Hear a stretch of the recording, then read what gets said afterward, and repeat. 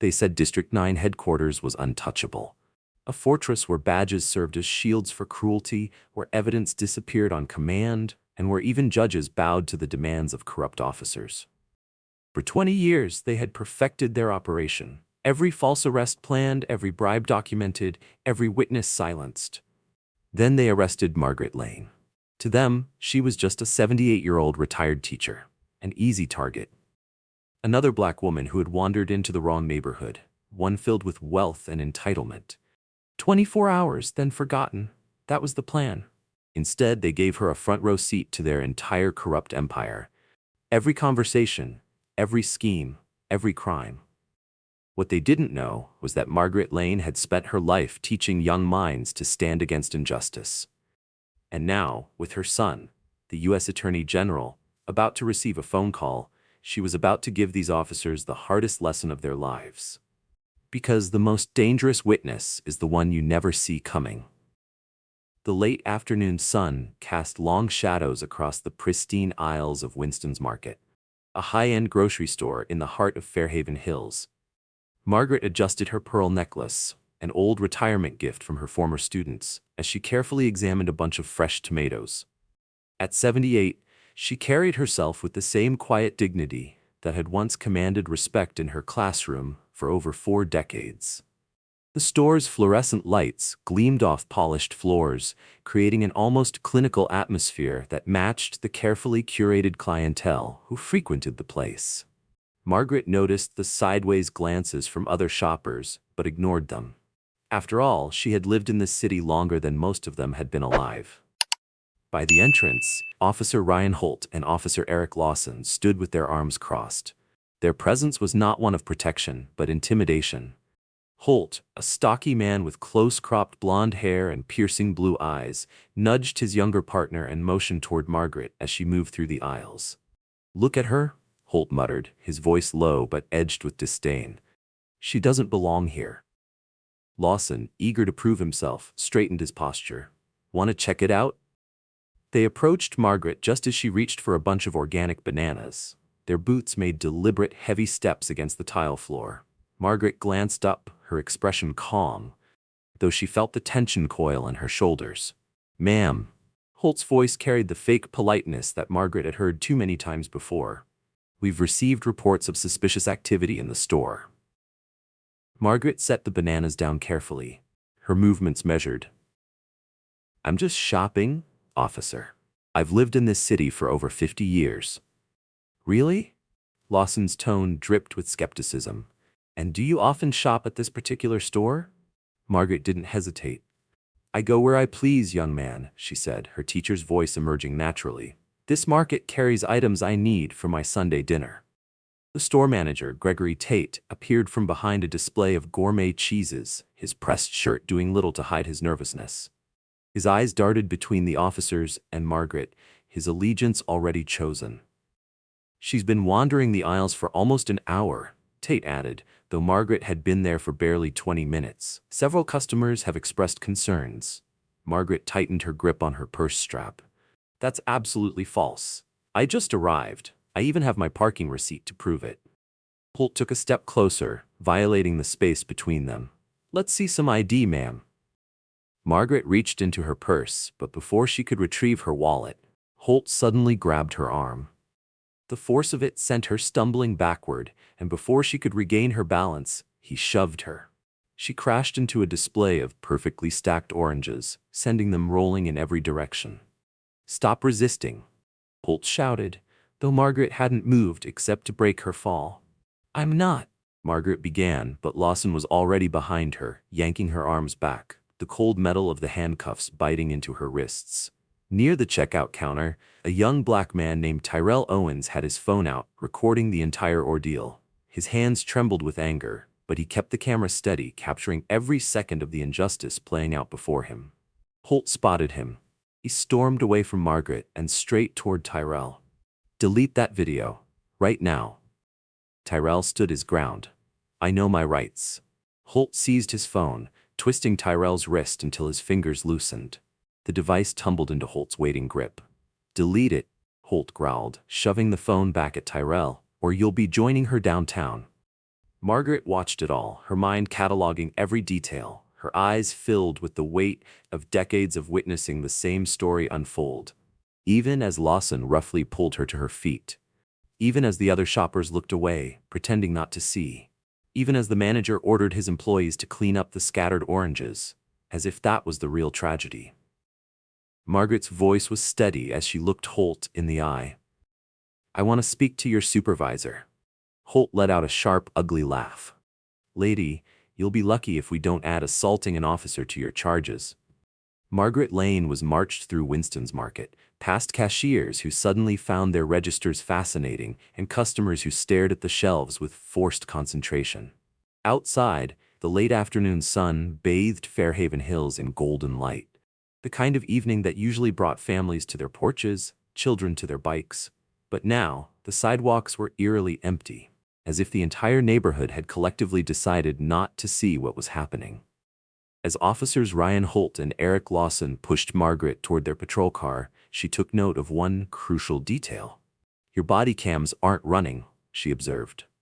Lawson smirked, exchanging a glance with Holt. "Technical difficulties." Margaret didn't respond, but she filed that away. The drive to District 9 headquarters should have taken 15 minutes. Instead, it took nearly an hour. They turned down unfamiliar streets, looping in circles, making unnecessary detours, meant to disorient her, to make sure she didn't know where she was. She sat quietly in the back seat, her hands cuffed, her mind alert. Every turn, every street name, every landmark, she memorized it all.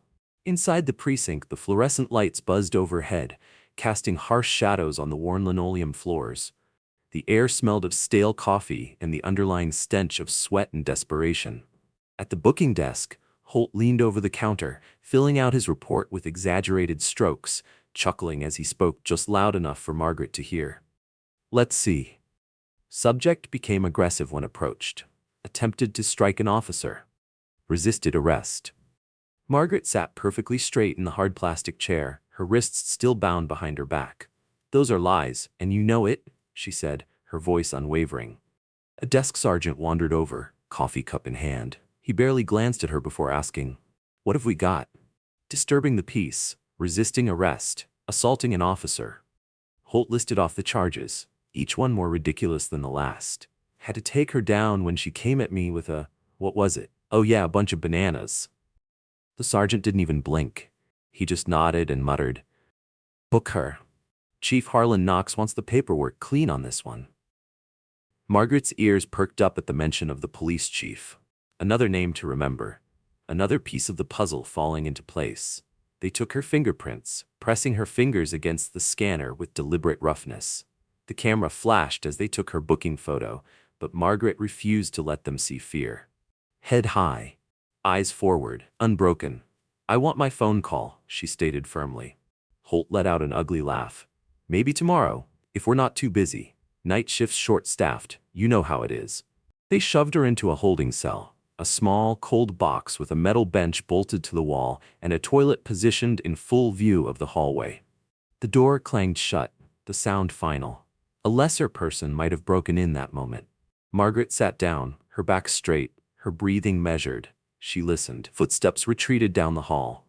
Laughter echoed as officers joked about their weekend plans, about how easy it had been to handle the arrest.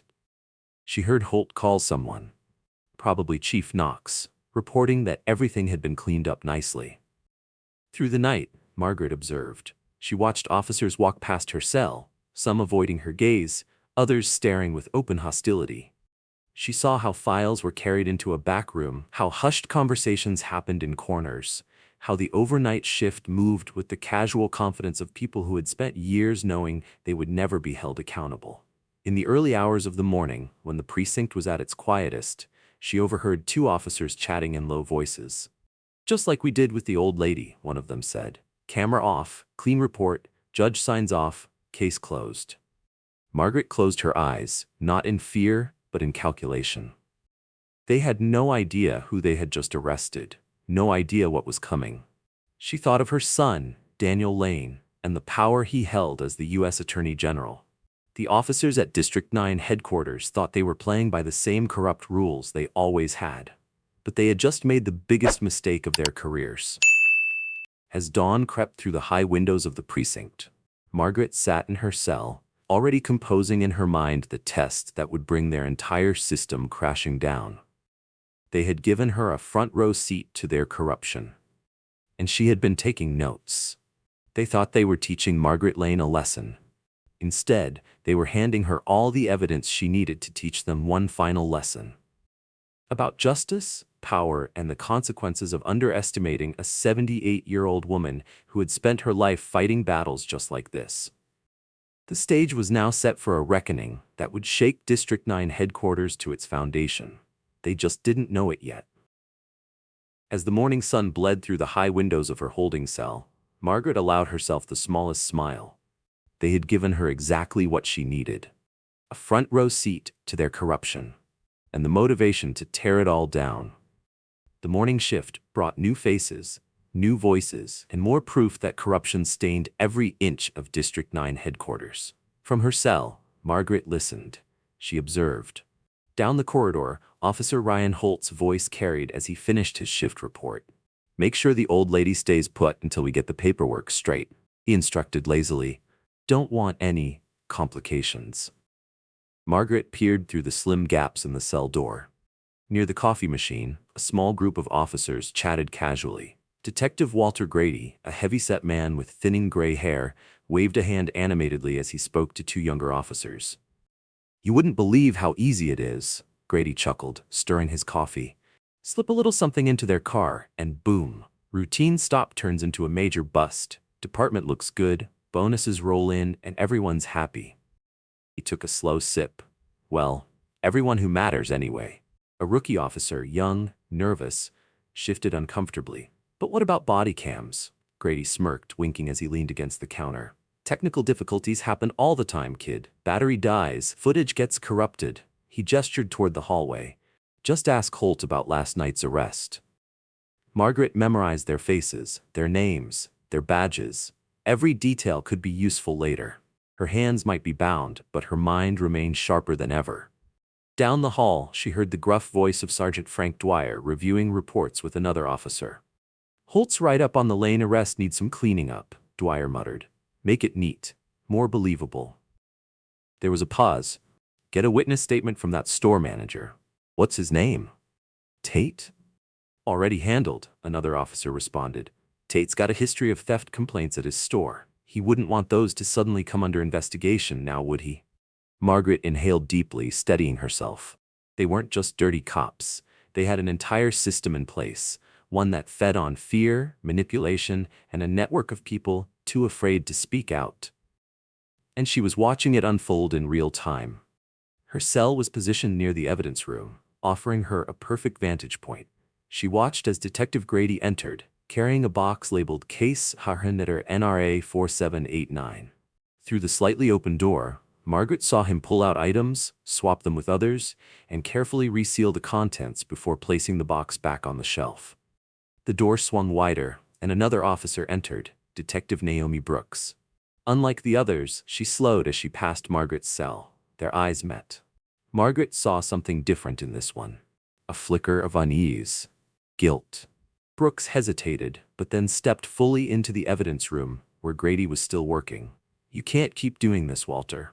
Her voice carried clearly down the hall. Grady didn't even look up. He let out a quiet chuckle. "Been doing it for 15 years, Naomi. Nobody notices because nobody wants to notice." He finally glanced at her. "Chief Knox certainly doesn't care as long as our numbers look good." Brooks's lips pressed into a thin line. Before she could respond, Officer Eric Lawson burst into the room, nervous energy rolling off him. "Chief wants all body cam footage from last night deleted," Lawson blurted out. "Says it's a direct order from above." Brooks narrowed her eyes. "Above?" Lawson lowered his voice, but Margaret still caught every word. "Judge Everett Monroe called personally, says this needs to disappear. Completely." Margaret's eyebrows lifted slightly. A judge involved in the cover-up. That changed everything. She leaned back against the cold wall, closing her eyes, not in defeat, but in deep, silent calculation. The corruption went higher than she had thought. And they had no idea they had just handed that information to the wrong woman. Margaret remained silent through the morning, watching officers filter in and out of the evidence room. Some carried files, others walked in with sealed bags and left empty-handed. All of them moved with the easy confidence of people who had never been questioned. They laughed, they joked, they manipulated reports, they erased footage, all in a day's work. But Margaret Lane was watching. She saw everything. By noon, the energy in the precinct changed. A shift, a tension in the air. Footsteps grew sharper, voices quieter. Then she saw him. Police Chief Harlan Knox. He strode into the main office, his silver hair neatly combed, his uniform crisp, his presence commanding immediate attention. Spines straightened. Conversations cut short. Margaret studied him as he stopped at the sergeant's desk, his voice carrying an edge of irritation. "The mayor's office just called," Knox muttered. "They want to make sure everything's under control." "Already handled, Chief," Sergeant Dwyer assured him. "Holt's report is clean, evidence has been sorted, and the witness statements have been locked in." Margaret exhaled slowly. The pieces were falling into place. The mayor, a judge, an entire precinct. They all thought they were untouchable, but they had made one fatal mistake. They had underestimated her. Clean. The body cam footage is gone, and we have witness statements backing up our version of events. Chief Harlan Knox gave a satisfied nod as he leaned back in his chair. "Good," he muttered. "Judge Everett Monroe is expediting the paperwork. We need this wrapped up quickly before anyone starts asking questions." A ringing phone cut through the low murmur of conversation. Margaret Lane watched from her cell as Knox answered. "Yes, Mr. Mayor. No, sir. Everything is under control. The judge is handling it personally. Yes, sir. I understand the importance." When he hung up, Knox let out a slow exhale before motioning for his senior officers to follow him into his office. Margaret couldn't see them, but the ventilation system carried their voices down the hall. "Listen up," Knox's voice was tight with tension. "Mayor Grant Ellsworth wants this situation contained. If word gets out about what's been happening in this precinct, we're finished." "The Lane arrest?" someone asked. "It needs to be handled perfectly. No mistakes, no loose ends." "What about the store's security footage?" "Already taken care of," another voice answered. "Technical malfunction. Everything from yesterday afternoon is gone." Margaret listened, absorbing every word. "Monroe and I are meeting the mayor at Langston's Steakhouse tonight," Knox continued. "We need to be on the same page before this goes any further." The discussion continued. Cases that needed adjusting, evidence that needed to disappear, witnesses that needed to be persuaded. Margaret remained still. Every name, every plan, every detail. They thought they had locked her away. Instead, they had given her everything she needed to destroy them. As afternoon slipped into evening, Detective Naomi Brooks passed Margaret's cell again. This time, she hesitated.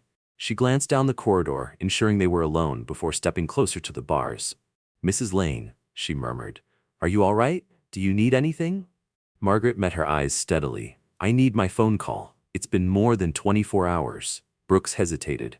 The conflict was clear on her face. Then, after another quick glance around, she pulled a small phone from her pocket and handed it through the bars. "Make it quick. If anyone asks, this never happened." Margaret's fingers didn't shake as she dialed. Her son answered on the second ring. "Mom? Where are you? I've been trying to reach you." Margaret's voice was calm but firm. "They're hiding something, Daniel, something big." A pause. Then, the tension in her son's voice deepened. "What? Who's hiding what? Mom, where are you?" "District 9 headquarters," she said, watching as Brooks kept a nervous eye on the hallway. "Listen to me, son. These people think they're untouchable. They think no one is watching. But they've been sloppy, overconfident. I've seen enough in the last 24 hours to take this entire department down." Margaret could hear Daniel's sharp intake of breath. "District 9, he repeated. "Stay put, Mom. Don't sign anything. Don't say anything. I'm coming to get you." Margaret's grip tightened on the phone. "No," she said firmly. "Don't come yourself. Send your team. This isn't just about me. They have judges in their pocket. The mayor is involved. They're destroying evidence as we speak." A hand tapped Margaret's shoulder urgently. She turned to see Brooks, her face tense. "Someone's coming," the detective whispered. Margaret turned back to the phone. "Daniel," she said quickly, "they're hiding something huge." She handed the phone back just as heavy footsteps approached. Officer Ryan Holt appeared, his face twisting into a sneer at the sight of Brooks near the cell. "Getting friendly with the prisoner, Brooks." Brooks straightened, her voice cool. "Just doing a welfare check. Protocol." Holt barked out a laugh. "Protocol? Since when do we care about protocol in this precinct?" Brooks didn't respond. Instead, she turned and strode away down the hall, her shoulders stiff. Margaret leaned back against the wall as Holt stepped closer, lowering his voice to a quiet threat. "Hope you're enjoying your stay, Mrs. Lane," he murmured, "because Judge Monroe is going to make sure it's a long one." Margaret met his gaze, unflinching. "Every hour I spend in this cell," she said, her voice steady, "is another hour I spend watching you and your colleagues break the law." Something flickered in Holt's eyes. Doubt. For the first time, he realized she had been watching, listening, calculating. He tried to cover it with another sneer. "Watch your mouth, old woman. Accidents happen in custody all the time." But the words didn't land the way he wanted, because Margaret could see it now. They were afraid, not of her, but of what she knew. As night settled over District 9 headquarters, the energy in the building shifted. Officers moved quicker through the hallways, their conversations hushed. Margaret caught fragments of worried discussion. "The chief is meeting with the mayor and Monroe tonight. We need to make sure everything is cleaned up before the feds sniff around. That kid with the phone, what if he talks?" Margaret remained quiet in her cell. An elderly woman, a retired teacher, a harmless, forgotten prisoner. At least that's what they thought. But she had seen it all, heard it all, and when the time came, she would make sure the world did too. In the darkness of her cell, Margaret allowed herself a small smile. They thought they were teaching her a lesson.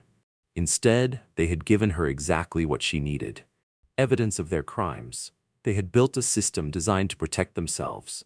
But now, Margaret Lane had access to it. She had spent years teaching young minds how to fight injustice, and these officers, so smug, so sure of their power, had just handed her every piece of evidence she needed. By this time tomorrow, her son would have everything he needed to tear their corrupt empire apart, because they had made the worst mistake possible. They had underestimated a 78-year-old woman who had been fighting battles like this her whole life. And now, thanks to their own arrogance, she had the means to bring them all down. In Washington, D.C., U.S. Attorney General Daniel Lane sat at his desk, his mother's voice echoing in his mind. "They're hiding something huge here." His fingers drummed against the polished wood of his desk, his mind working rapidly through the implications of her call. The Attorney General rarely got involved in local police matters. But this was different. This was personal. "Sarah," he called out. His chief of staff, Sarah Whitman, stepped into the office immediately. A sharp-minded woman in her 40s, she had worked with Daniel for over a decade. "Get me everything you can on District 9 headquarters," he ordered. "And I mean everything." Sarah was already moving. "I'm assembling a team now. Do you want me to contact the local FBI field office?" "Not yet." Daniel's voice was measured. "Let's see what we're dealing with first. And Sarah, nobody outside this office knows about this. Not until we're ready." Within an hour, his spacious office had transformed into a command center. Analysts pored over District 9's records, financial transactions, and complaint histories. The pattern they found was disturbing. And not surprising. A steep increase in civil asset forfeitures. A high rate of dismissed complaints. An unusually large number of technical malfunctions with body cameras. A junior analyst called out, "Sir, you need to see this." Daniel walked over as she pulled up a spreadsheet. "District 9's arrest rate for minorities is 3 times higher than any other precinct in the city," she explained, "but their conviction rate is nearly perfect." Daniel's jaw tightened. "That's statistically impossible," he muttered. "Unless they're fabricating evidence," Sarah finished. Daniel exhaled sharply. "Keep digging." The secure phone on his desk rang. Only a handful of people had this number. "Davis," he answered. The voice on the other end oozed false concern. "Mr. Attorney General," Mayor Grant Ellsworth greeted smoothly. "I just heard about the unfortunate situation involving your mother. I want to assure you, this is all a misunderstanding. We're prepared to release her immediately. With our sincerest apologies." Daniel leaned back in his chair, his expression cold. "Mayor Ellsworth," he said slowly, "I'm afraid it's far too late for that. but I do appreciate you confirming your involvement in this matter. A sharp intake of breath. Now, let's not be hasty, Ellsworth said quickly. I'm sure we can work something out, something that benefits everyone. Daniel's tone turned to steel. The only thing that would benefit everyone is a complete investigation into your precinct's practices, he said. And that investigation starts today. He hung up before the mayor could respond. Turning to Sarah, he spoke calmly. Get me Judge Mark Thompson in the federal circuit. We're going to need some warrants.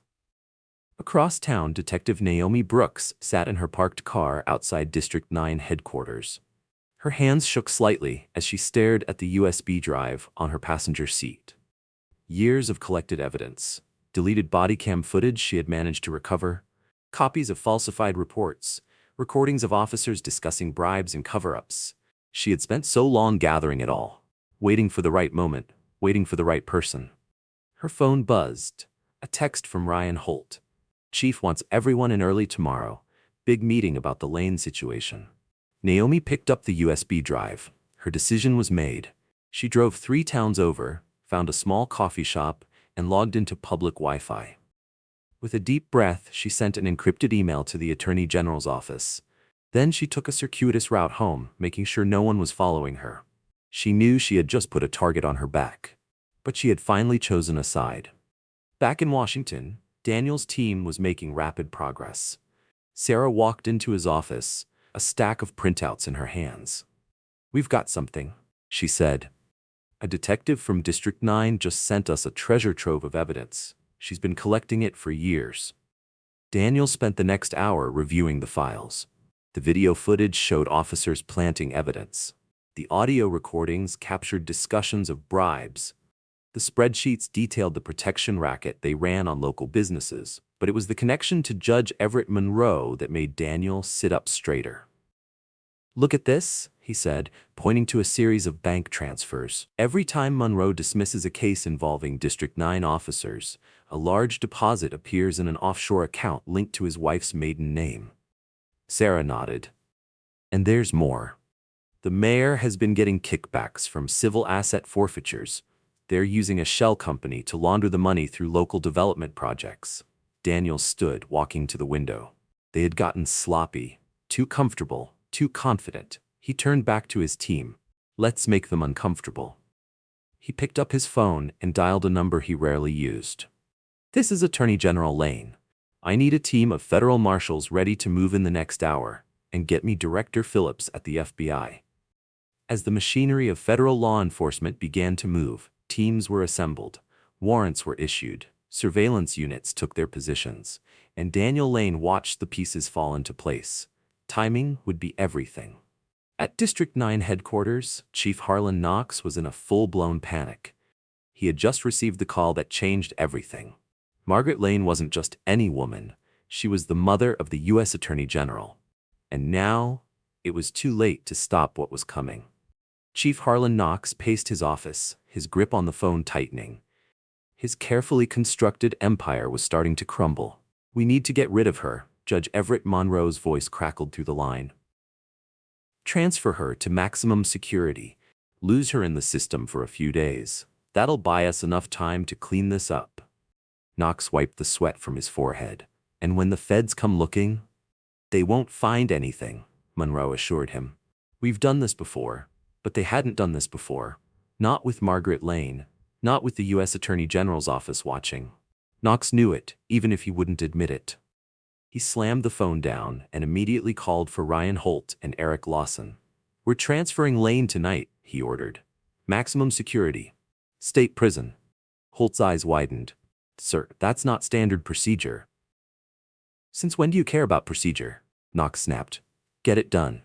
But what none of them realized was that Detective Naomi Brooks had been standing just outside his office. Her phone was already recording. The moment the meeting ended, she sent an encrypted email straight to Daniel Lane's office. Daniel was minutes away from leaving for the night when Sarah burst into his office. Sir, they're planning to transfer your mother tonight, maximum security.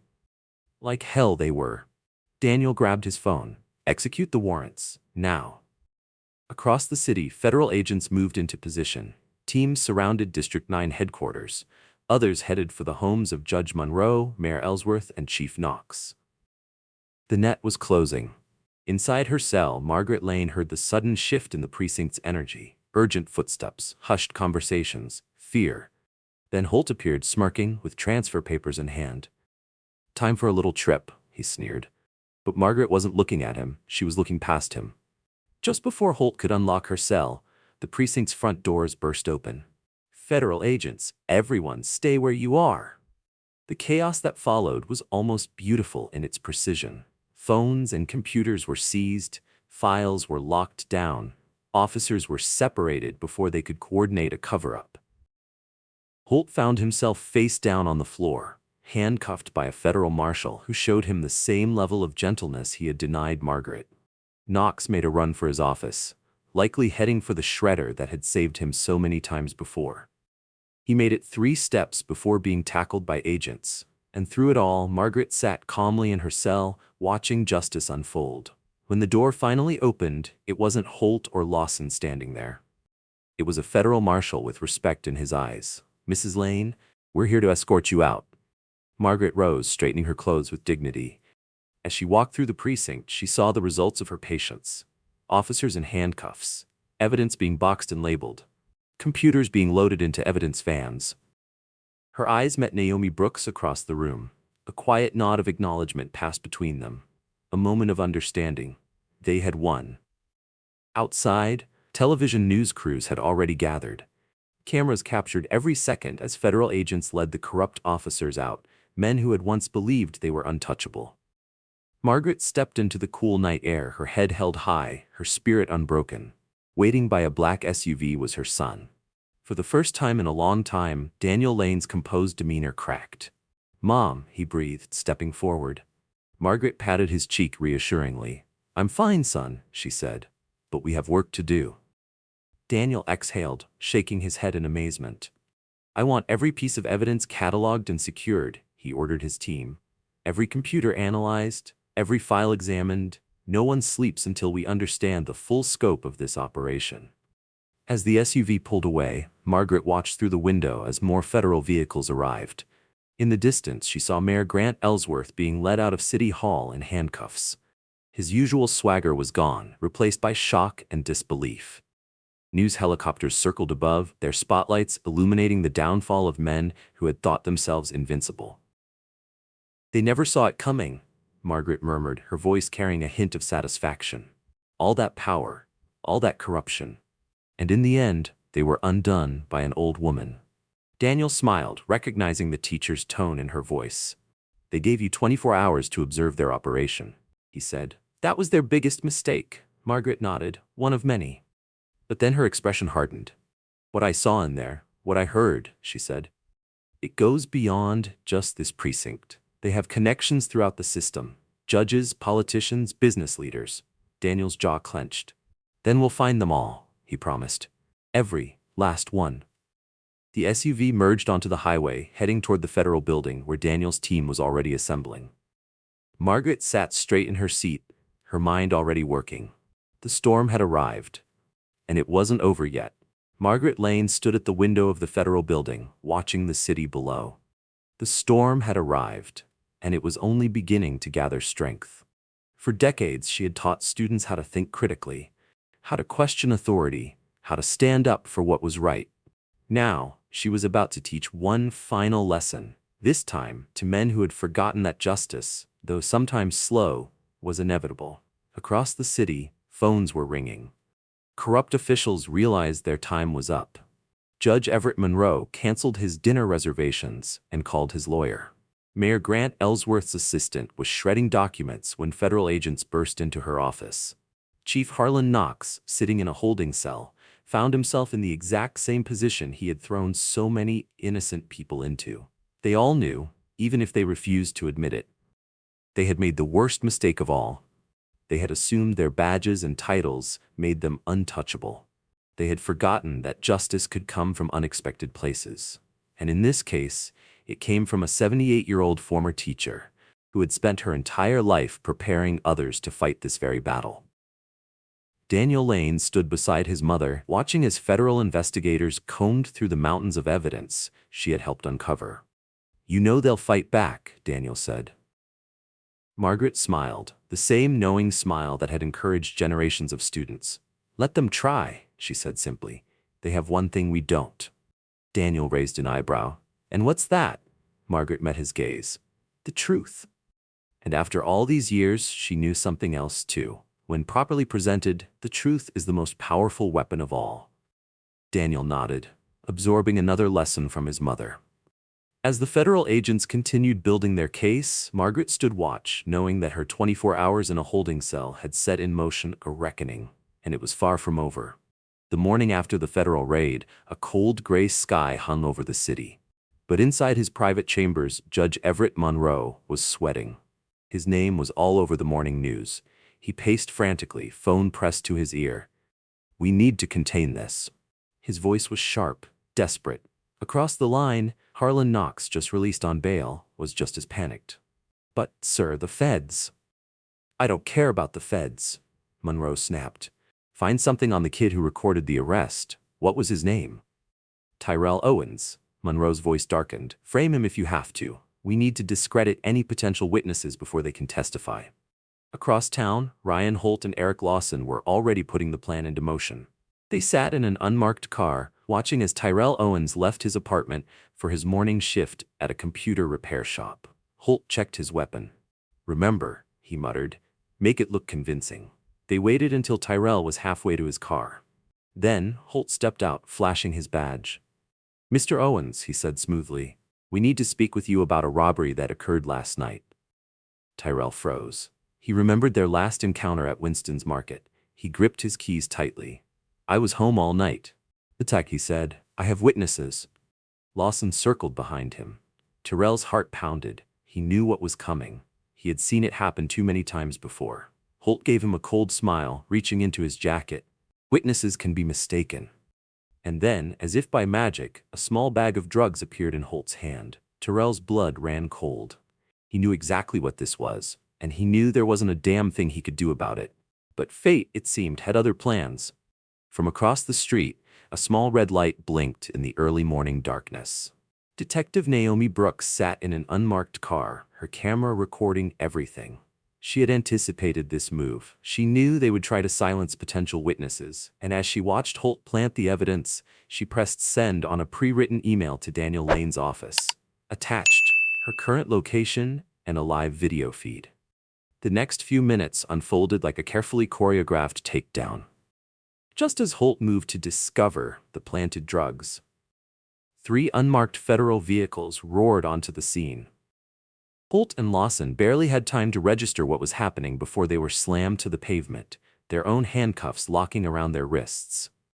Tyrell stood frozen, watching in shock as federal agents collected the planted evidence, documented the scene, and read Holt and Lawson their rights. A gentle hand touched his arm. He turned to find Naomi Brooks standing beside him. "You're safe now," she said quietly, "but we need to get you somewhere secure." "They'll try again." Inside his chambers, Judge Monroe was preparing another move. He drafted an emergency gag order citing national security concerns and prejudice to ongoing investigations. His clerk, Amanda Pierce, hesitated. "Sir," she ventured, "this order, it won't hold up under federal scrutiny." Monroe barely glanced at her. "It doesn't need to hold up," he muttered, backdating the document. "It just needs to buy us time." But time was the one thing he no longer had. Because as he signed the order, federal agents were already on their way to his office. And outside the courthouse, the people were beginning to gather. For the first time in decades, they weren't afraid. They were angry, and they were ready for justice. The storm had arrived, and this time, the truth was fighting back. Judge Everett Monroe's laugh was sharp, laced with arrogance. "It doesn't need to hold up forever," he muttered, stamping the gag order with more force than necessary.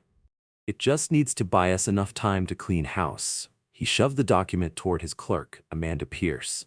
"Get this to every news outlet in the city. Anyone who violates it faces contempt charges." But what Monroe didn't realize, what he had severely underestimated, was the speed at which Daniel Lane worked. Because by the time Monroe's order reached newsroom desks, Daniel had already leaked key evidence to trusted journalists, and the story was spreading like wildfire, far beyond Monroe's jurisdiction. At the federal building, Margaret Lane sat with a team of investigators, methodically going through her statement. Everything she had seen, everything she had heard, everything she had memorized during her detention. Each detail was cross-referenced with Detective Naomi Brooks' evidence and District 9's own corrupted records. Special Agent Rachel Connors leaned forward. "Mrs. Lane, you mentioned overhearing conversations about a protection racket. Can you elaborate?" Margaret's memory was razor-sharp, owned from decades in the classroom. "Officer Walter Grady was quite proud of their system," she said. "Every business in their jurisdiction paid a monthly security fee. And those who refused?" Agent Connors pressed. Margaret's expression darkened. "They faced constant harassment, health code violations, parking tickets, mysterious break-ins." Across the room, another team was following the money trail, and the pattern was undeniable. The security fees had been laundered through a series of shell companies, all leading back to accounts controlled by Mayor Grant Ellsworth and his associates. Meanwhile, at City Hall, Mayor Ellsworth was already attempting damage control. He stood on the steps of the courthouse, his signature confident smile plastered in place, despite the pressure mounting against him. "These allegations are completely unfounded," he declared to the assembled reporters. Mrs. Lane's arrest was unfortunate, but it was handled according to standard procedures. Any suggestion of systemic corruption is simply a misunderstanding. The journalists didn't even bother hiding their skepticism, because they had seen the proof. The doctored reports, the financial records, the recovered body cam footage. Ellsworth's words rang hollow against the sheer weight of evidence closing in on him. But the real drama wasn't at City Hall, it was District 9 headquarters. Detective Naomi Brooks had returned to clear out her desk. She knew her position was untenable. Her former colleagues had already turned on her. She could feel their stares. Officer Sarah Keaton, once a friend, approached her. "You betrayed us, Naomi. Everything we built here, everything we worked for. You threw it all away." Naomi didn't stop packing. "Everything we built was wrong, Sarah." Sarah's voice hardened. "We kept order. We made this city safe." Naomi finally looked up. Safe for who? The wealthy? The connected? What about people like Tyrell Owens or Margaret Lane? When were they ever safe in this city? Sarah had no answer.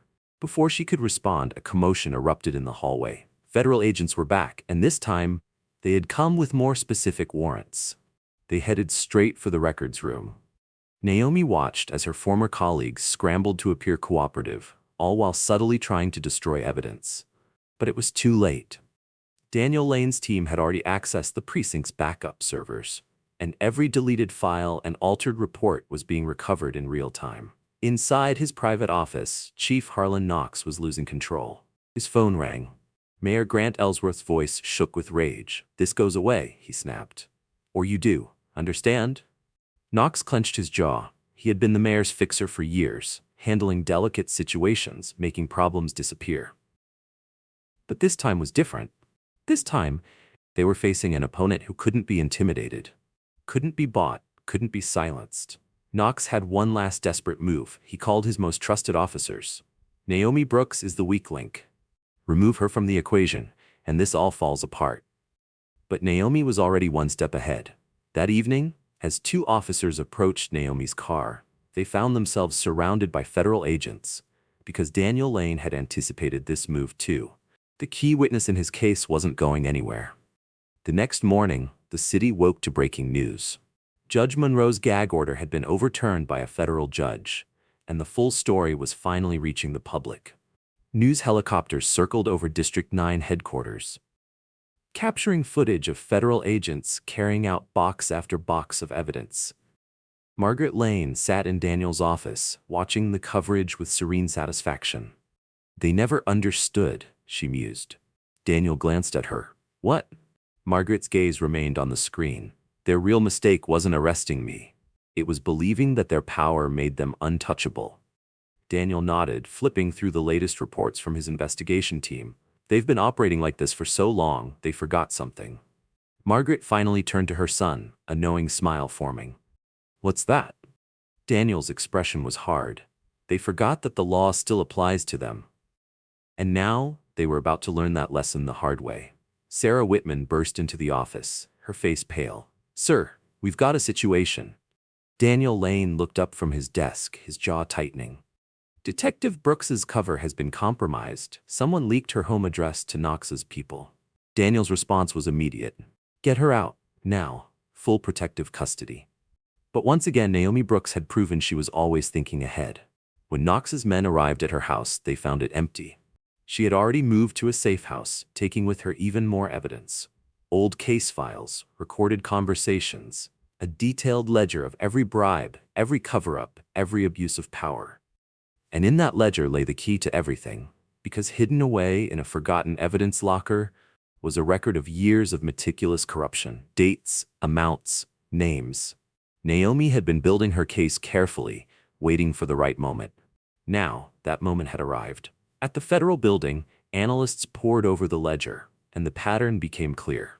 District 9's corruption wasn't just local, it extended into other precincts, other departments, other cities. The protection racket was just the beginning. Meanwhile, Mayor Grant Ellsworth was beginning to realize the walls were closing in, and so, in a last desperate move, he called an emergency press conference, hoping to rewrite history. His plan?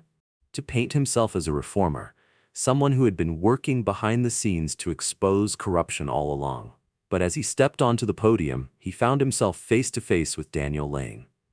"Mr. Mayor," Daniel's voice cut through the stunned crowd, "I believe these belong to you." Daniel held up a stack of financial records. "Would you care to explain," he continued, "why millions in seized assets were diverted to offshore accounts in your name?" The mayor's face went pale. He turned to flee. But his path was blocked by federal agents. And just like that, his arrest, broadcast live on every major news network, marked a turning point in the investigation. Back at the federal building, Tyrell Owens provided his statement. He spoke not just about Margaret Lane's arrest, but about years of harassment, years of watching his community be terrorized. His testimony, combined with Naomi's evidence and Margaret's observations, painted a damning picture of a system rotted from within. But Judge Everett Monroe wasn't ready to go down without a fight. He called an emergency hearing, hoping to use his authority to suppress the evidence. But when he entered the courtroom, he found it packed. Federal prosecutors, journalists, and sitting calmly in the front row, Margaret Lane. Monroe's hands shook as he took his seat. Before he could even speak, a federal marshal stepped forward, a warrant in hand. "Judge Monroe," the officer said, "you're under arrest." The evidence in Naomi Brooks's ledger had sealed his fate. Every case he had fixed, every bribe he had accepted. As Monroe was led from his own courtroom in handcuffs, his eyes met Margaret's. And in that moment, he finally understood. They had all underestimated her. They had seen only an elderly black woman they thought they could intimidate. They had never imagined she would be the catalyst for their downfall. The day ended with more arrests, more evidence seized, more corrupt officials facing consequences. And yet, Margaret Lane's work wasn't finished, because exposing the corruption was only the first step. The real challenge? Ensuring that what happened to her could never happen again. That night, Margaret finally slept in her own bed for the first time in days. As she drifted off, she could hear the television in the background. The news reporting on the day's events. The storm she had promised had arrived, and it was reshaping the city in ways none of them had imagined. Meanwhile, Daniel Lane sat in his office, working late into the night, building the cases that would bring justice to those who had believed themselves above the law. On his desk sat his mother's pearl necklace, recovered from the precinct's evidence room, a reminder of why this fight mattered and of who started it all. The storm was far from over, but the winds of change were blowing strong, and nothing would ever be the same. The courthouse doors burst open, and a woman staggered inside, her face streaked with tears. "Mrs. Lane," she cried, her voice breaking. Margaret Lane turned to face her as the woman, Danielle Owens, rushed forward, clutching a crumpled piece of paper in her trembling hands. "They're gonna kill my son." Margaret immediately took her hands, steadying her. "Tell me everything." Danielle's words tumbled out in a rush. "Tyrell," she sobbed. "They transferred him to Riverton Correctional Facility. You know what happens to witnesses there." Margaret's eyes darkened. Her son Daniel Lane had just entered the lobby. She turned to him, her voice cold and unwavering. "Get him out." Daniel took the paper from Danielle's hands, scanning the transfer order. At the bottom of the page was a familiar signature. Judge Everett Monroe, his last act before being arrested.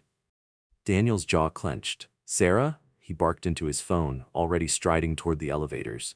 "I need an emergency hearing now, and get me everything on Riverton. Every incident report. Every case where a witness never made it to trial." The federal machine roared into action. But they were racing against time. Tyrell Owens sat in his freezing cell, his hands shaking. He could hear the guards whispering, laughing. He wasn't just another inmate. He was a problem that needed to be handled. And he knew exactly how these stories ended. Judge Rebecca Anderson took her seat. The hearing was supposed to be routine. Instead, she found herself facing the U.S. Attorney General. "Your Honor," Daniel Lane's voice filled the chamber, sharp and commanding. "We have evidence that Tyrell Owens' transfer was not for security reasons, but to silence him before he could testify in a federal corruption case." Across the courtroom, a lawyer stood. David McGregor, the prison's attorney. "Your Honor," McGregor objected smoothly. "This is standard procedure. Mr. Owens is charged with a violent felony." "A felony fabricated by the very officers he was about to testify against," Daniel countered, his tone lethal. With a nod to his team, he produced the latest evidence from Naomi Brooks, security footage. It showed Detectives Knox and Harding planting evidence in Tyrell's car the night of his arrest. The courtroom fell silent as the video played. Judge Anderson leaned forward, her expression unreadable. After a long moment, she finally spoke. "This court orders the immediate transfer of Tyrell Owens to federal custody."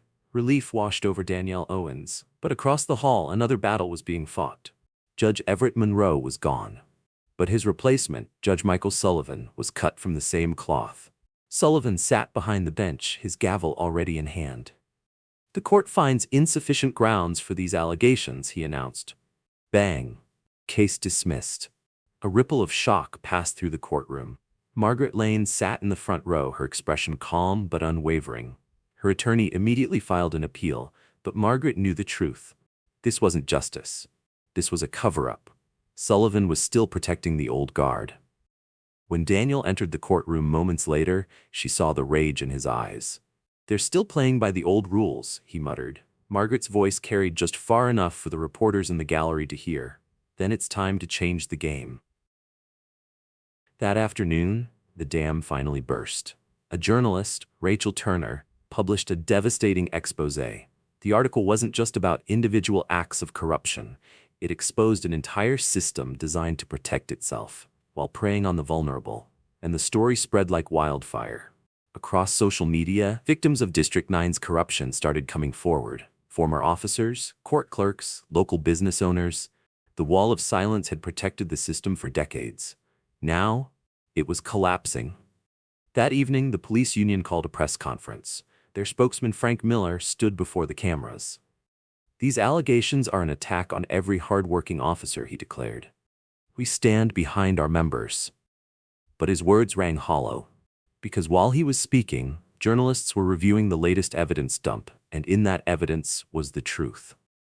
Naomi Brooks' ledger had been meticulous. She had documented everything, every bribe, every planted piece of evidence, every fabricated charge, and each thread, when pulled, unraveled everything. By late afternoon, the courtroom was packed.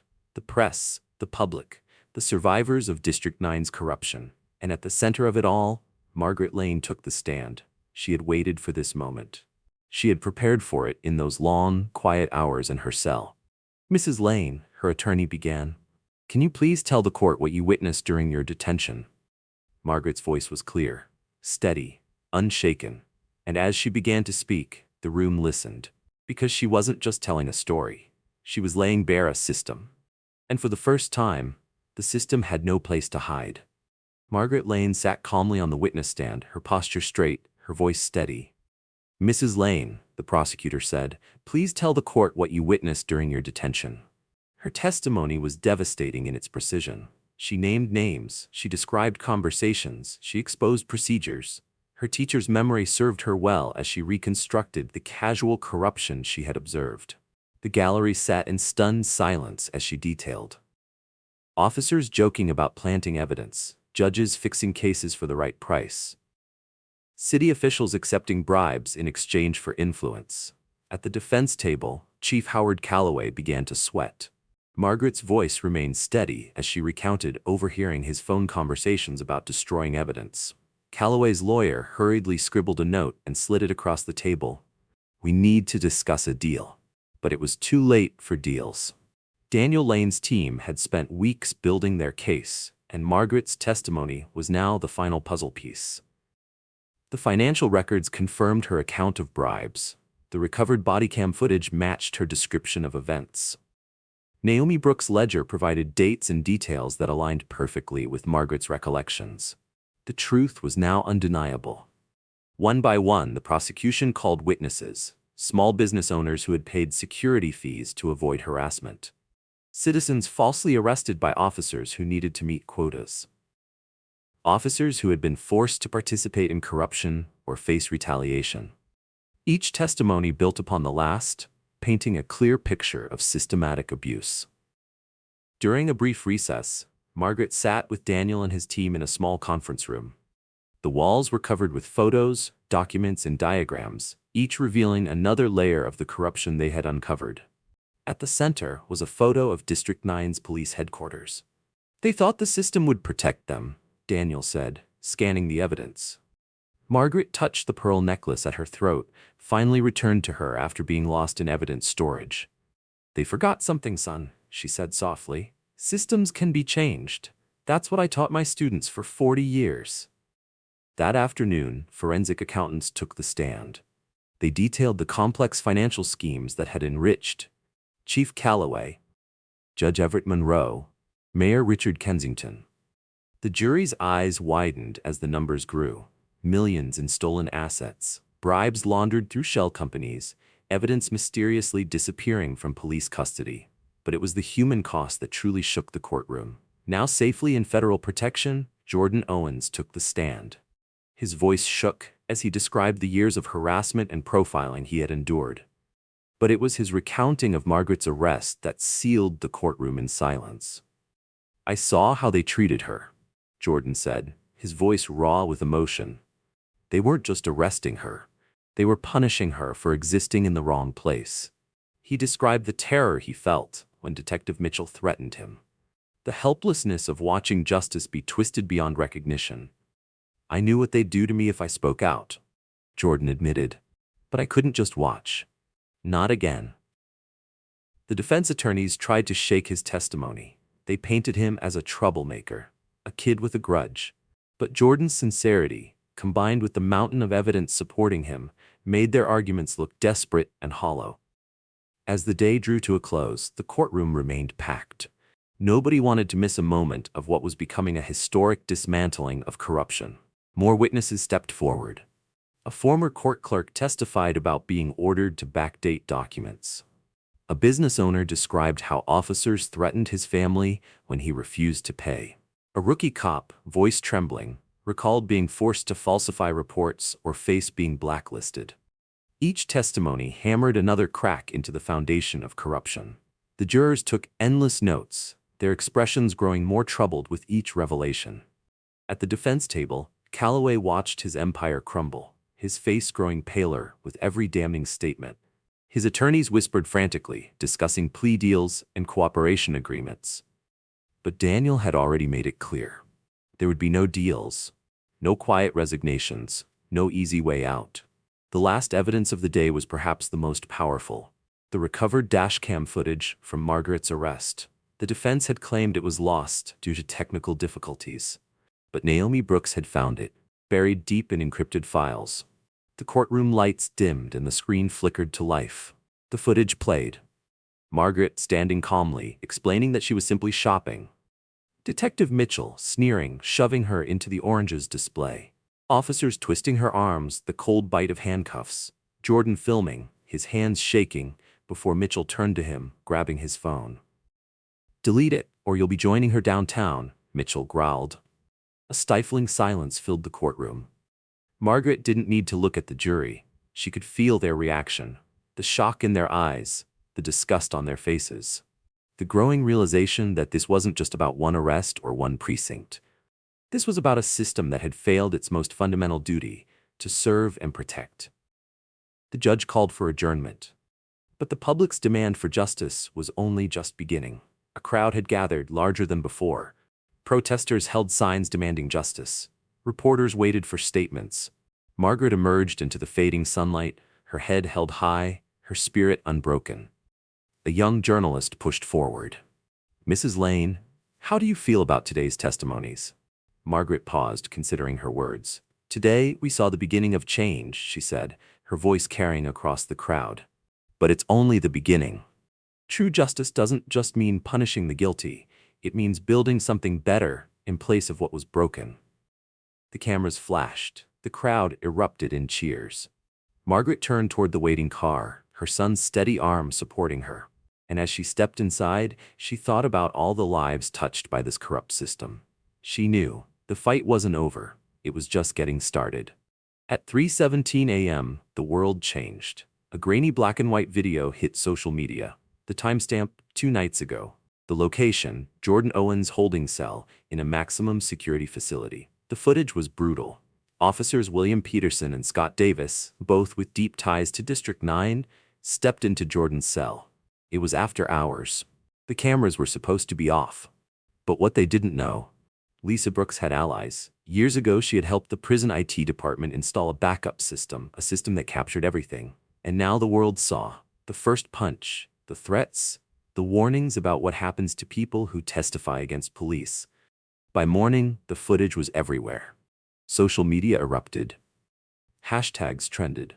The mayor's phone lines crashed from the flood of angry calls. Crowds began gathering outside the courthouse, District 9, and City Hall. Across town in his luxurious home, Police Chief Howard Calloway sat under house arrest, watching the chaos unfold. His phone rang, a secure line. "This ends now," came Mayor Richard Kensington's voice, tight with panic. "Destroy everything. I don't care how. Every piece of evidence, every file, burn it all." But it was already too late. Federal agents had quietly seized every records room, every computer system, every evidence locker. Calloway knew. The mayor's order to destroy evidence was just another criminal charge added to his name. Meanwhile, in his palatial office, Kensington was unraveling. He called an emergency meeting with the city's most powerful donors, the men who had bankrolled corruption for decades. The secret meeting at the Summit Club. 50 stories above the chaos in the streets, the city's power brokers gathered in a private dining room at the Summit Club. These were the men who had pulled the strings for years. Real estate moguls, bank executives, business leaders. They weren't worried about justice. They were worried about their money. "Gentlemen," Kensington began, his voice controlled but tight, "we have a situation. Our investment in the city's leadership is at risk." Richard Hamilton, a developer who had rigged zoning laws for years, leaned forward. "How much?" he asked. "What's the number to make this go away?" But William Foster, a banking executive, shook his head. "It's too late for that," he muttered. "The feds are involved. That changes everything." As they discussed desperate options, none of them noticed a tiny red light blinking beneath the crystal centerpiece. Another one of Lisa Brooks' hidden recording devices. Every word, every scheme, every admission was being transmitted live to Malcolm Lane's office. Following the money inside the federal building, Malcolm's team was piecing together the final puzzle. Jessica Reynolds, a financial analyst, tapped her screen. "Look at this," she said, pointing to a series of suspicious transfers. Every time District 9 conducted a civil asset forfeiture, the seized funds were supposed to go into city accounts. Instead, they were diverted through shell companies, offshore accounts. Final destination, Kensington and his network of donors. Malcolm leaned in. "How long has this been going on?" "At least 15 years, Jessica replied. "Maybe longer. They got sloppy, probably thought they were untouchable." By mid-morning, the investigation had exploded. Federal agents stormed the homes of top city officials. Bank accounts were frozen. Dozens of secret wire transfers were flagged. Then, the media got the recordings from the Summit Club meeting. By noon, headlines flooded the airwaves. Mayor Kensington caught on tape, "Destroy everything." City leaders caught discussing cover-up. Federal prosecutors expand investigation into entire city government. Inside his office, Malcolm's phone buzzed. An anonymous tip had just come in. Someone inside City Hall had documents, the last missing piece. Malcolm's team prepared to move. The storm Margaret Lane had promised was here, and it was only getting stronger. The floodgates had opened. Encouraged by Lisa Brooks' bravery, more whistleblowers came forward. A clerk from the building permit office revealed how inspections were rigged to favor certain developers. A former 911 dispatcher admitted that response times were deliberately slowed in neighborhoods that couldn't afford enhanced protection. Each new revelation fueled the public's anger. The crowds outside government buildings swelled. Protesters held signs demanding justice, reform, accountability. Local news stations went live, with capturing citizens sharing their own encounters with corruption. Inside his chambers, Judge Michael Sullivan was losing control. He issued emergency injunctions, desperately trying to suppress evidence, silence witnesses, block new investigations. But federal judges struck down his rulings as fast as he could sign them. His own clerk, Mary Wallace, watched in silence. When he ordered her to backdate documents, she quietly added another piece of evidence to the growing federal case. With his empire crumbling, Mayor Richard Kensington made a final attempt to control the narrative. He called a press conference on the steps of City Hall, surrounded by carefully selected supporters. As he approached the podium, the sound of chanting protesters filled the air. "Justice now! Justice now!" Kensington took a deep breath. "My fellow citizens," he began, his usual confident smile absent. "What we're witnessing is a misunderstanding, blown out of proportion by media sensationalism and outside agitators." Rachel Stevens, the journalist who had helped break the scandal, stood up. "Mr. Mayor," she interrupted, holding up a stack of documents, "can you explain these bank transfers?" The crowd fell silent. The documents detailed millions in seized public funds, moved into private offshore accounts. Rachel stepped closer. "Or perhaps you'd like to comment on this morning's conversation at the Summit Club." The mayor's face turned pale. His eyes darted to his security detail, searching for an escape route. But in the crowd, federal agents were already moving. An agent stepped forward, warrant in hand. Kensington turned and ran, shoving reporters aside. He reached the private elevator that led to his secure parking garage. The doors slid open and he froze. Standing inside was Malcolm Lane. "Going somewhere, Mr. Mayor?" Kensington exhaled sharply. And in that moment, he knew it was over. The system he had built, the power he had controlled, was gone. As federal agents cuffed him, cameras flashed. The once powerful mayor, his head bowed, being escorted away in handcuffs, became the symbol of the scandal. But the biggest revelation was yet to come: the secret room. When agents raided Kensington's mansion, they discovered something unexpected. Behind a hidden panel in his private study, a room filled with files, decades of records. Every bribe, every fixed case, every corrupt deal. Sarah Williams, Malcolm's chief investigator, flipped through the documents. "He kept trophies," she muttered. Malcolm nodded grimly. "Probably thought it was insurance. Instead, he just handed us everything we need to burn his entire network to the ground." And he was right. The files didn't just implicate Kensington.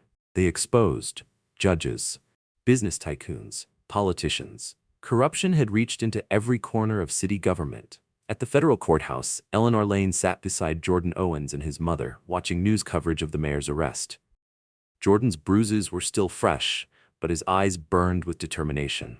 He studied his testimony for the grand jury. "They thought they could silence us," he whispered, "make us too afraid to speak." Eleanor placed a steadying hand on his. "Fear is their weapon, Jordan," she said softly, "but truth is ours." Outside, the protests had shifted. The anger was transforming into action. Community leaders stepped up. Reform was being demanded. People weren't just protesting anymore. They were organizing. Across the city, more arrests were happening.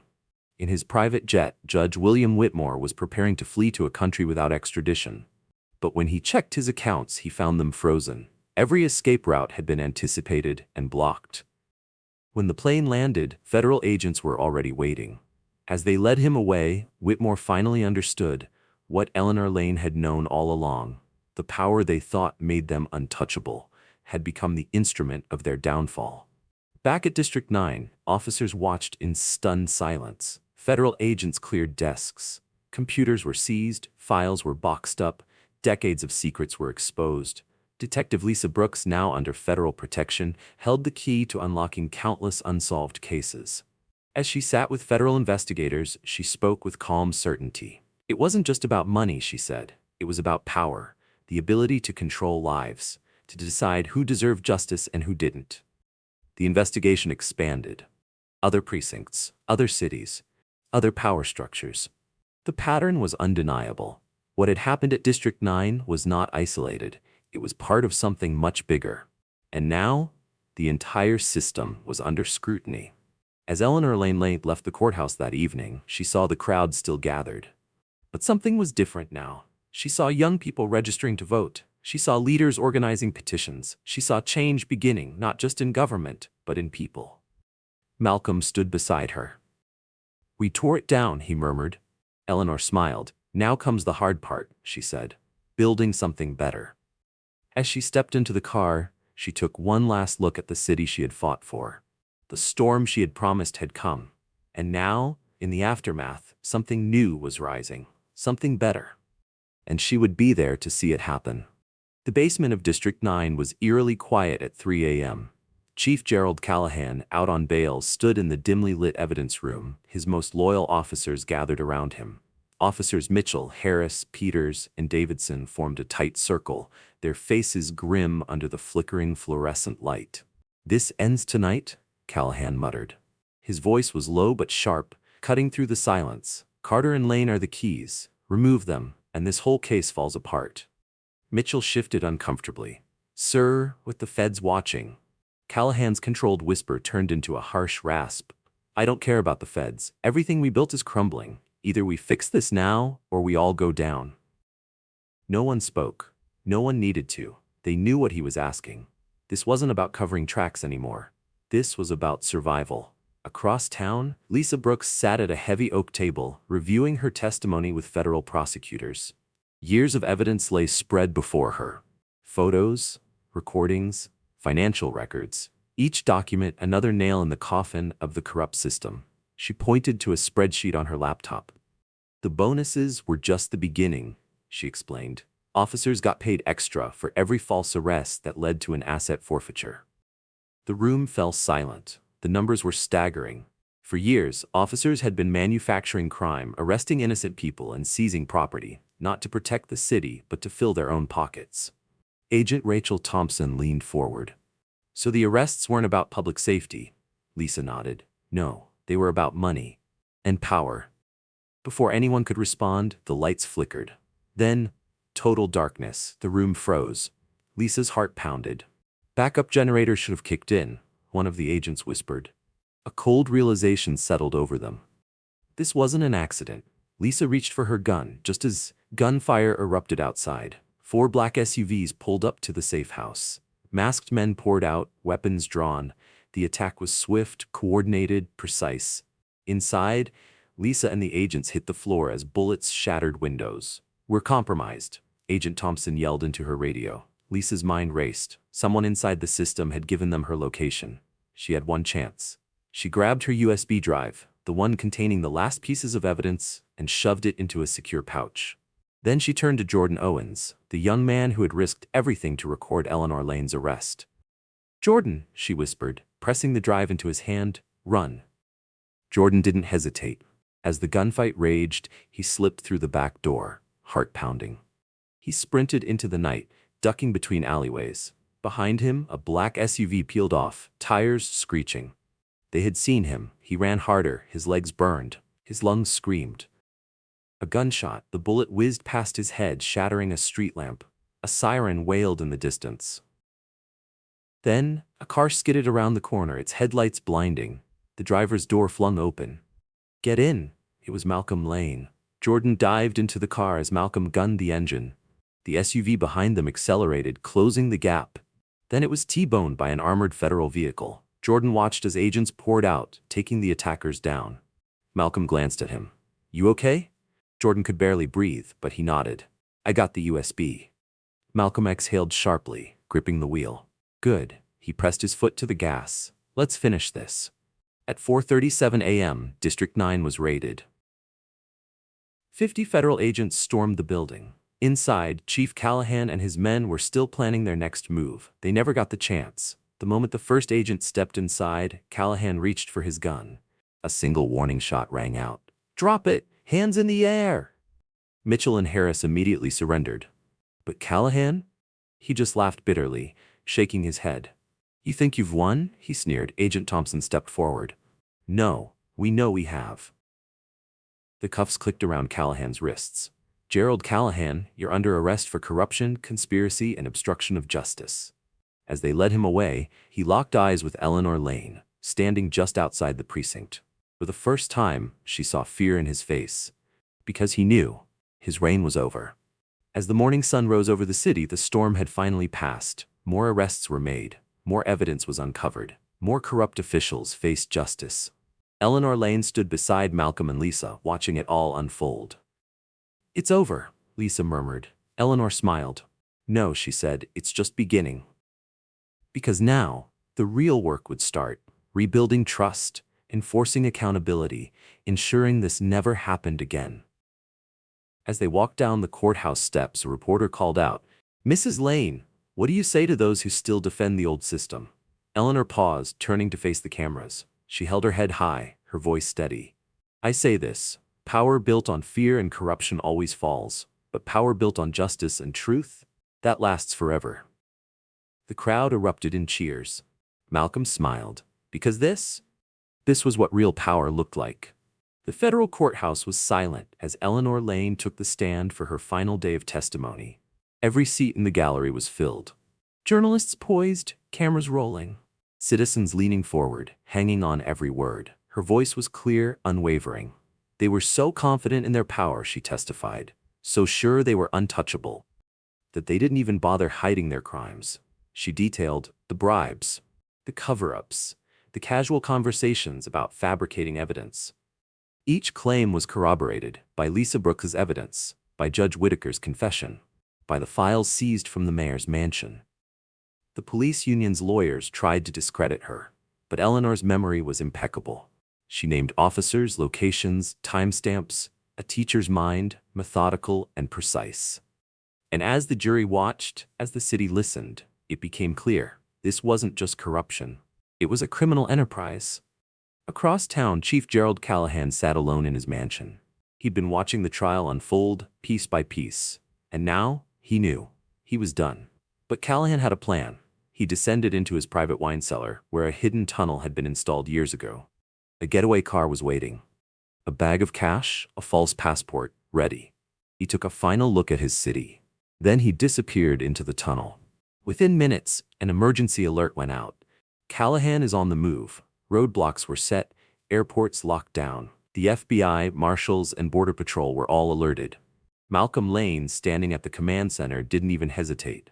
He's heading north. He's going to Canada. 3:47 a.m. The border. Callahan's hands tightened on the wheel as he approached the rural checkpoint. The lights of the border station glowed ahead. He could see it now. Freedom. He handed over his fake passport, kept his face neutral, waited for the green light. But instead, red and blue lights flooded the area. Black SUVs blocked the road. The border agent looked up, her expression calm. "Welcome back, Chief Callahan." The cuffs clicked around his wrists. The former police chief, once the most feared man in the city, was now just another criminal caught running. Inside his holding cell, Callahan finally cracked. He slammed his fists on the table. "I want a deal," he demanded. "I'll take everyone down with me. Judges, politicians, business leaders. I've got dirt on people you haven't even looked at yet." Malcolm Lane stood outside the cell, arms crossed. He studied Callahan for a long moment. Then, "No deals." Callahan's face contorted with rage. "You think I was the only one?" he spat. "I was just playing the game, the same game everyone else plays." Malcolm leaned forward. "And now, the game is over." For the next 5 hours, Callahan talked. How they chose their targets, how they laundered money, how they silenced witnesses. Every revelation triggered a new investigation. Every detail led to new arrests. But Malcolm never promised him anything. And when it was all over, when Callahan had spilled everything, he was led back to his cell, knowing his fate was sealed. The courtroom fell silent as the last piece of evidence was played. A secret video. Callahan and Judge Whitaker, sitting in a private office, casually discussing, how much? 200 grand. Judge Sullivan wants his cut. Fine. Make sure the case gets dismissed. The jury watched in shock. The city watched in rage. And with that, the entire corrupt empire collapsed. Judge Sullivan was arrested in his own courtroom. Mayor Kensington was forced to resign. Over 30 officers from District 9 faced federal charges, and for the first time in decades, the city saw justice. The storm Eleanor Lane had promised had come and gone. But as she stepped outside the courthouse, she saw something new. People weren't just angry anymore. They were hopeful, determined. The system that had been untouchable for years had fallen, not by violence, not by force, but by truth, by the courage of people who refused to stay silent. A young reporter approached. Mrs. Lane, do you believe this city can truly change? Eleanor smiled, her teacher's wisdom shining through. Change doesn't come from the top, it comes from the people who demand it. The crowd cheered. News stations broadcasted her words. Social media exploded with the message. Malcolm stepped beside her. They're calling it the Lane Doctrine, he said. The idea that power isn't permanent, that justice always wins. Eleanor laughed softly. Power only lasts when it serves the people. As the sun rose over the city, she took one last look at the courthouse, at the protesters, the activists, the journalists, the citizens who had fought for justice. Then she turned to Malcolm. Come on, son. We've got more work to do. Justice had been served. But the next chapter was just beginning. The courtroom fell into a heavy silence as the jury foreman stood. The entire city was watching. Every major news network broadcasted live. Social media feeds exploded with speculation. Families, activists, and former victims held their breath. The jury foreman cleared his throat. In the matter of the United States versus Gerald Callahan. The room tensed. On the charge of conspiracy to violate civil rights, guilty. On the charge of racketeering, guilty. On the charge of obstruction of justice, guilty. On the charge of witness tampering, guilty. Count after count, charge after charge, crime after crime. Each guilty verdict wasn't just a condemnation of Callahan, it was a reckoning for an entire corrupt empire. Callahan slumped in his chair, his face pale, his jaw clenched. For years, he had commanded respect through fear. Now, he was just another criminal being sentenced. If Callahan's trial was a reckoning for the police, then Mayor James Kensington's trial was a reckoning for the city itself. Every backroom deal, every stolen dollar, every abused policy. The evidence was indisputable. Documents seized from his mansion detailed years of bribes. Financial records traced millions in laundered money. Wiretaps caught him discussing how to bury complaints. When the jury read their verdict, it was swift and brutal. Guilty, on all charges. The former mayor, once untouchable, now stood in handcuffs. His legacy? Not of power, not of leadership, but of greed and betrayal. Judge William Whitaker, once the most feared figure in the courtroom, was now the one standing before the bench. His own voice had condemned him. Surveillance footage captured him coaching officers on fixing cases. Wiretaps caught him negotiating bribes. Case files exposed years of fabricated rulings. The jury didn't hesitate. Life in prison. No possibility of parole. The same justice system he had corrupted now sealed his fate. As federal marshals led him away, Eleanor Lane watched without emotion. He spent his life deciding others' fates, she murmured. Now the law has decided his. The trials weren't just about punishment. They exposed the system, how it operated, how it protected itself, how it crushed the vulnerable. But now, oversight boards were being established. Body camera laws were rewritten to prevent tampering. Civil asset forfeiture was reformed to stop abuse. And most importantly, the people weren't afraid anymore. Eleanor sat in Malcolm's office, reading letters from citizens. Letters from people who had been harassed. Letters from families whose loved ones had been falsely imprisoned. Letters from young activists who had been inspired to fight back. Malcolm walked in, setting another stack of reports on his desk. This isn't just one city, he said. We're seeing the same patterns in other precincts, other states. Eleanor nodded, unsurprised. Corruption protects itself. What we've done here is prove it's not invincible. Jordan Carter, once just a kid with a camera, had become the voice of a movement. With his bruises healed and his fear gone, he stood before a crowd of thousands. They thought fear would silence us. But fear only works when you're alone. Together, we're stronger than their corruption. Lisa Brooks, once a lone whistleblower, had now inspired officers across the country to come forward. She testified in Congress. She helped draft federal reforms. Her evidence became a model for exposing corruption nationwide. And Eleanor Lane, she wasn't done yet. In his cell, Gerald Callahan watched the news coverage of the continuing trials. His life's work, his power, his legacy, all of it was being torn apart, piece by piece. His lawyer arranged a final meeting with federal prosecutors, a last chance for leniency. Malcolm Lane sat across from him. Callahan's voice was cold, defiant. "You think this changes anything?" "The system protects itself. It always does." Malcolm studied him, then shook his head. "No, Chief, what you're seeing is the system correcting itself." The city had changed. Corrupt officials had fallen. New laws had been passed. Communities had taken back their power. But for Eleanor Lane, the fight wasn't over. She stood before a new crowd, this time in Washington, D.C., before Congress, before the country. Justice isn't something we wait for. It's something we fight for. Her voice was clear, steady, powerful. The same voice that had commanded classrooms, the same voice that had faced down corrupt officers, the same voice that had refused to be silenced. And as the nation listened, as new investigations began, as more voices joined the call for change, it became clear. The storm wasn't over. It was just beginning. The courtroom was silent, not with tension, not with fear, but with finality. The appeals court had spoken. Every conviction was upheld. Every sentence remained unchanged. The corrupt leaders, who once ruled the city with fear, would spend the rest of their lives behind bars. Outside, the city erupted in celebration. People gathered in the streets. Neighbors embraced. Strangers exchanged stories. They weren't just celebrating convictions, they were celebrating change. Eleanor Davis stood by her son's office window, watching the celebrations below. She saw something different in her city. A new energy. A new hope. A new understanding that power belonged to the people. Malcolm, standing beside her, asked the inevitable question, "What happens now?" Eleanor smiled. "Now the real work begins.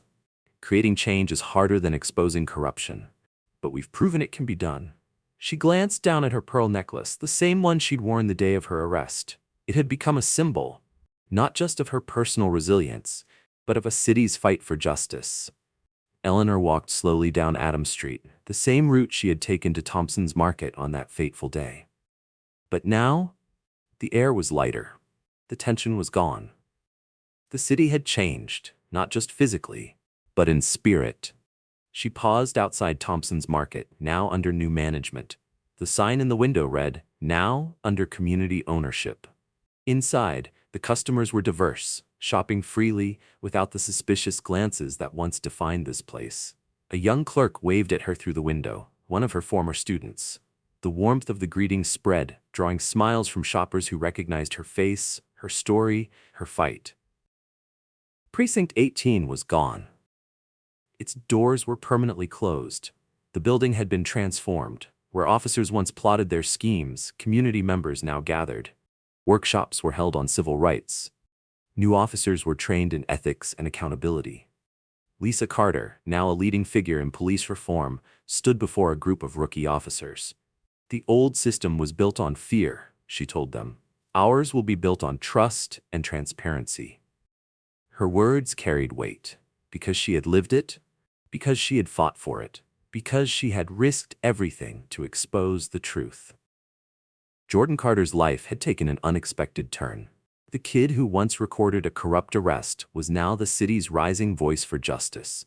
A journalism scholarship funded by seized assets from corrupt officials allowed him to pursue the truth full-time.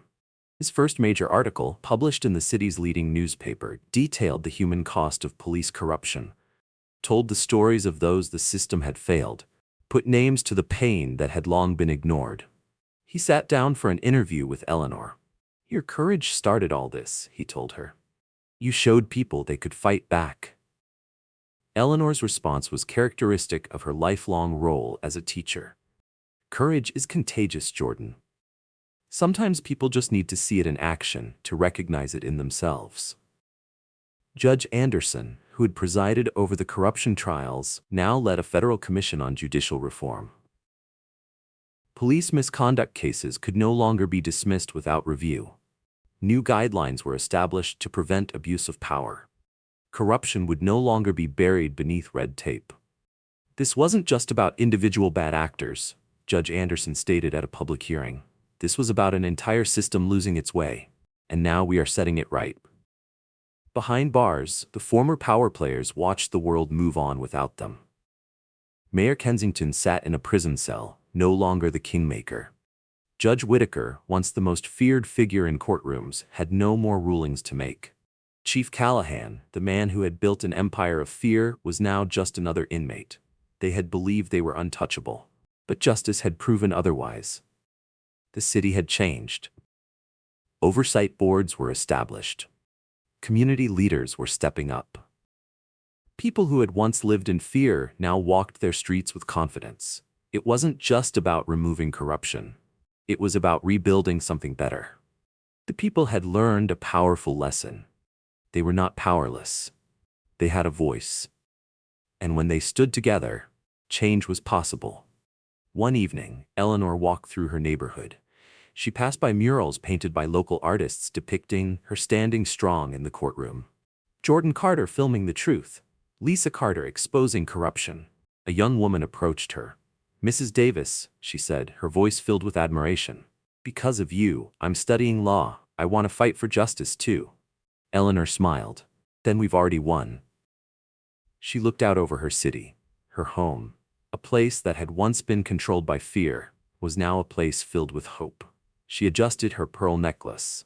She had taught generations of students. Now she had taught an entire city. Justice wasn't something to be given, it was something to be demanded. And thanks to her, they knew how to fight for it. From inside his prison cell, former Chief Callahan watched the world he once controlled crumble. Every news report brought more bad news for him. Officers who once followed his every command were now testifying against him.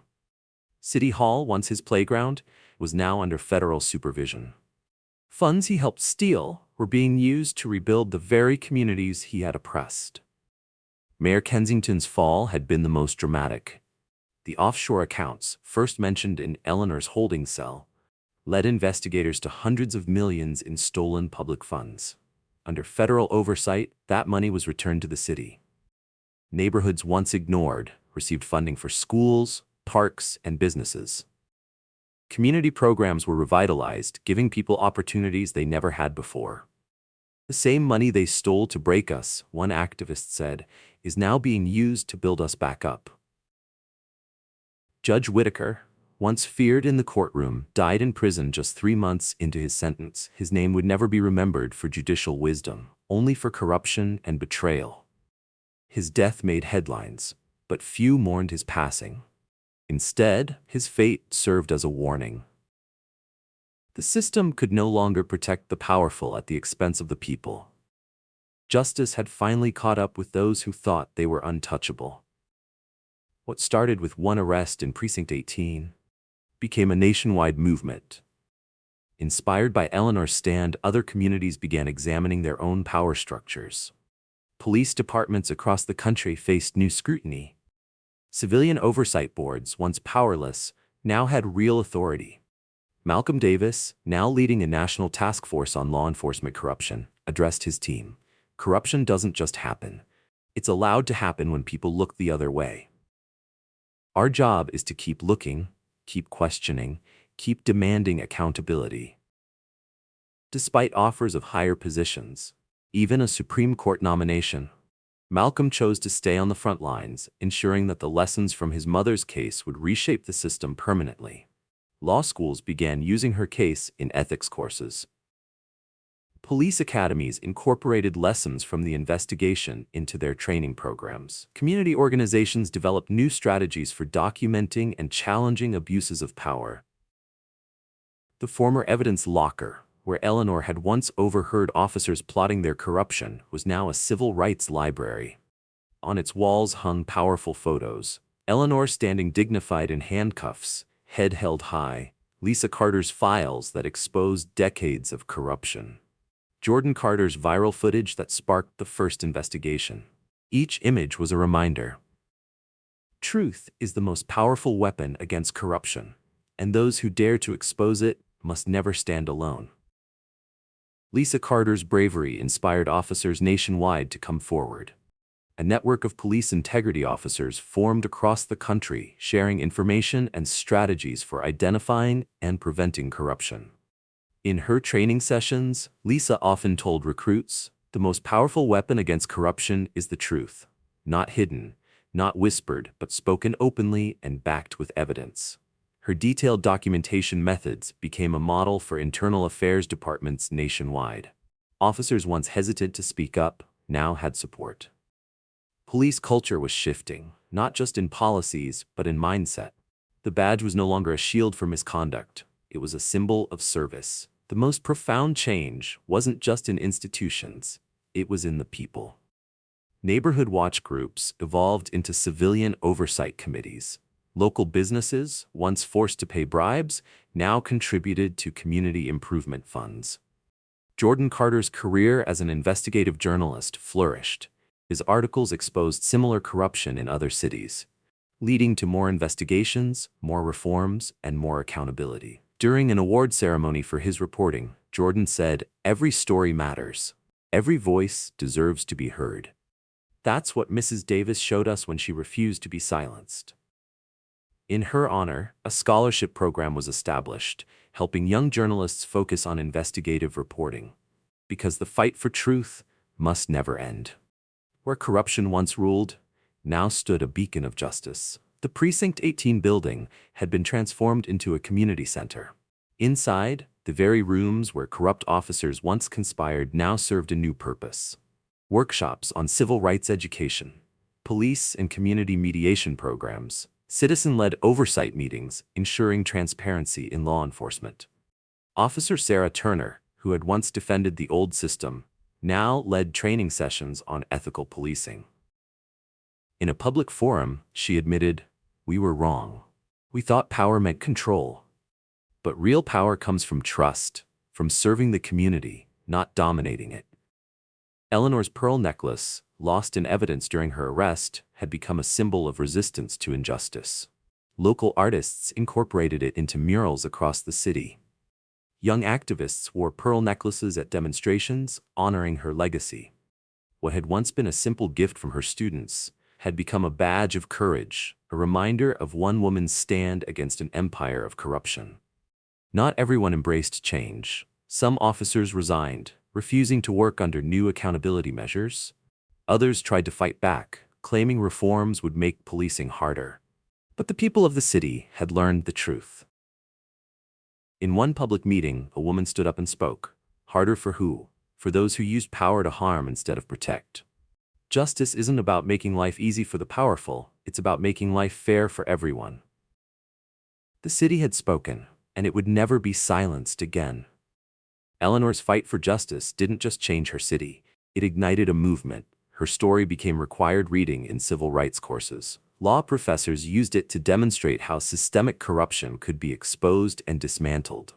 Police academies studied it as a cautionary tale about the dangers of unchecked power. The Civilian Oversight Board, now operating out of the former Precinct 18 building, ensured transparency in policing, community participation in law enforcement policies, accountability at every level of power. For the first time in decades, the city felt like it belonged to the people again. In a federal prison hundreds of miles away, former officer Brad Mitchell sat in a restorative justice session. For the first time, he admitted his crimes. "We thought we were above the law. We justified it by telling ourselves we were keeping order. Mrs. Davis showed us that no one is untouchable when people stand together for justice." His words spread quickly, reaching activists, students, and reformers nationwide. Eleanor's lesson had reached even those who once enforced corruption. The assets seized from corrupt officials, once used to line their pockets, were now funding parks, schools, and youth programs. Businesses that once paid protection money thrived in a new economy of fairness. Community gardens replaced vacant lots once left in decay. Streets that were once feared became places where children played freely. The transformation wasn't just physical, it was deeply personal. Lisa Carter's police integrity unit became a national model. Other departments sent officers to learn from her experiences. Her meticulous documentation techniques were now studied by investigative teams across the country. The old system was built on fear. The new one? Built on trust and accountability. 1 year after the verdicts, Eleanor sat in her favorite rocking chair, a letter in her hands. Jordan Carter, now an award-winning investigative journalist, had written, "You changed my life, Mrs. Davis. And now, I'll dedicate mine to changing others. Your lesson wasn't just about standing up to corruption, it was about believing in the power of truth to transform communities." Eleanor smiled, thinking of all the students she had taught over 4 decades. This final lesson about justice, courage, and speaking truth to power might have been the most important one of all. Eleanor sat by her window, watching the sun set over a city reborn. Jordan's letter rested in her lap. Her pearl necklace, the one that had once been locked away in an evidence room, now gleamed softly in the fading light. She thought about the corrupt system dismantled, the community reborn, the lessons that would live on long after her. And she knew the fight for justice never truly ends. It just finds new warriors. How many Eleanor Davises are out there right now, she wondered. How many are silently watching corruption unfold, gathering evidence, waiting for their moment to speak truth to power? Because the battle never ends. There are always more systems to expose, more voices to uplift, more justice to be won. As darkness fell, Eleanor smiled. Somewhere out there, the next warrior for truth was rising.